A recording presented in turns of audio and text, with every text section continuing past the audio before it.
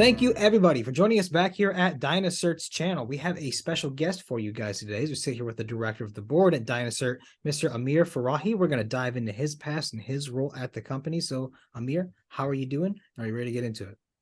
I'm doing well. Thanks for having me. Good. Very glad to get you on. And before we dive too much in your current role and what you're doing, tell me about your past experience and the journey that landed you where you are today. Yeah, so I'm a graduate of Western University in London, Ontario, Canada, and my background is in political science. And so since then, I started a tech company actually while I was in university. Then from there, I actually ended up starting a public affairs firm and serving a lot of clients across the country in Ottawa, Toronto, Vancouver, and broad-based various sectors from the environment to biotech to cannabis to real estate, healthcare. So I've been doing that for the past 4 years, and so the public affairs firm is really the core of what I do on a day-to-day basis. Okay. And then my background in public affairs is what led me to get the appointment on the board of DynaCERT. Okay, and from there, what's in it for you? Like what is in this that keeps you motivated, keeps you moving forward, it keeps the spark alive, so to speak? Yeah, for me, there is obviously a strong desire by many different sectors, institutions, governments to take action on climate change, to come up with policies that address the problem of climate change. And DynaCERT was really exciting to me because it's a technological solution, and it's a solution that really can be adopted today, and it can be with the technology that DynaCERT offers in the marketplace, something that I would say is a great bridge for us to achieve, the ultimate goals that have been purported by various institutions and governments, like I said, which is net zero. And so it doesn't require significant capital investments to develop infrastructure, broad-based. It does not require even large-scale capital expenditures on the perhaps corporate or public sector side for procurement. And it's a very reasonable solution that generates both emission reductions. It's a great way to reduce carbon footprint, but there's also a strong business case that it reduces maintenance and fuel costs, which, as you can appreciate today with the way diesel costs are going in particular. Sure. I was just looking at the recent figures, and out east in places like New Brunswick, they're looking at $3 to $3.10 Canadian per liter. So a 10% savings can be substantial.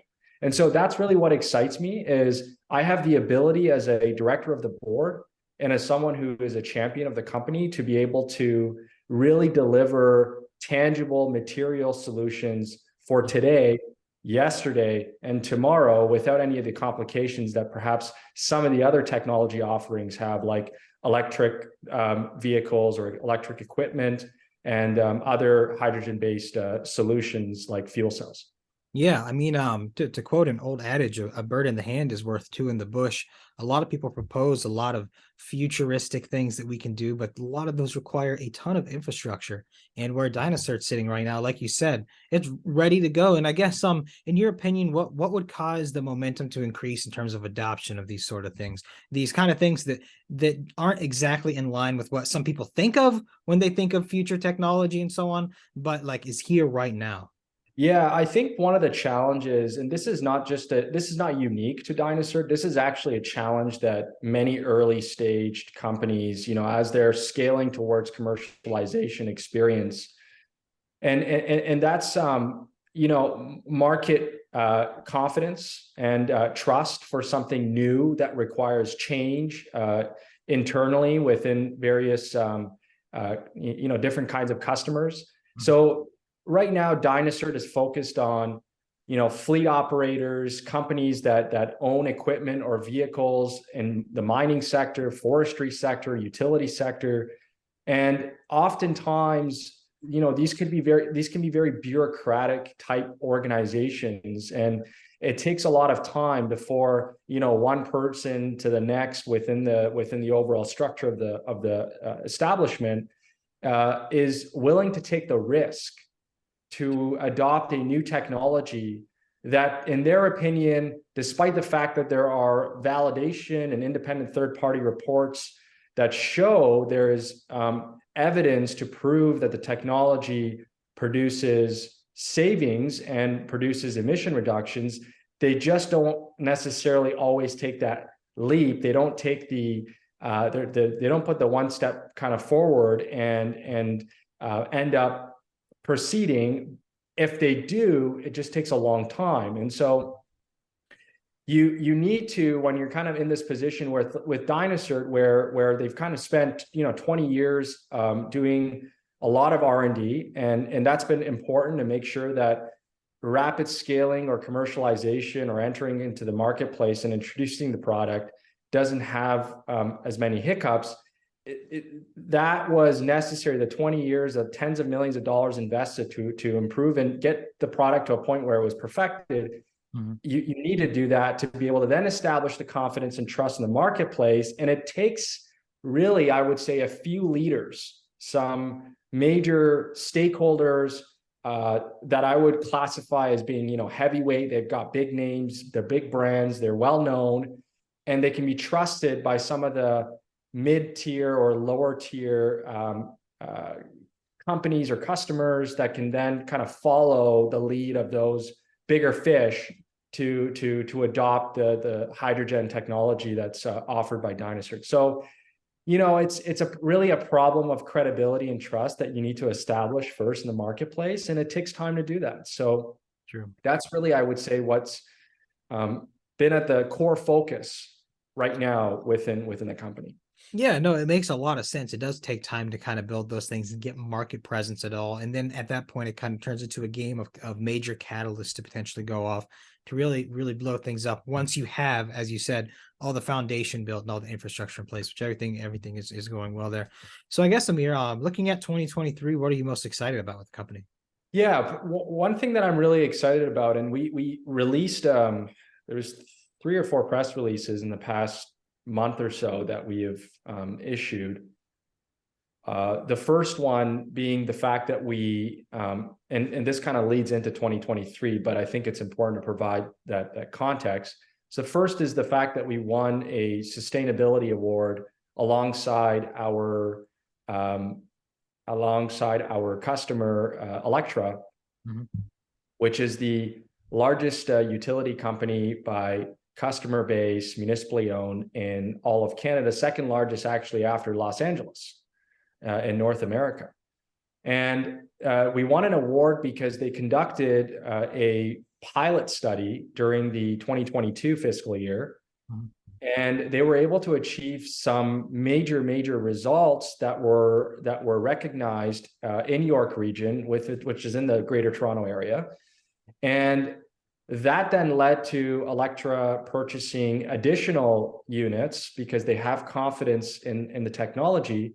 And I thought that was very exciting. That then led to an announcement by DynaCERT that they're entering into the forestry sector in Western Canada, followed by a number of other companies in the mining sector in South America and across the world, which was the latest press release that we issued.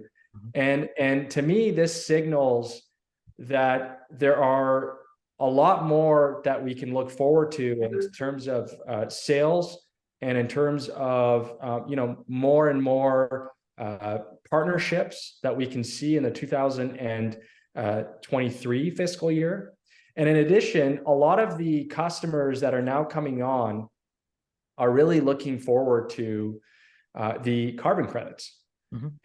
And a lot of them are actually waiting on the sidelines for DynaCERT to receive Verra approval, because once DynaCERT receives Verra approval, which is the global NGO that's going to certify the ability for DynaCERT to monetize the emission reductions and be able to issue carbon credits, that's a whole nother revenue stream. That's a whole nother layer of additional business opportunities that'll be forthcoming. And that's one thing that I'm particularly excited about. Now, there's another thing that I will add to it as well for the 2023 fiscal year. In our previous MD&As, we have described work that we are doing in the R&D space related to green hydrogen.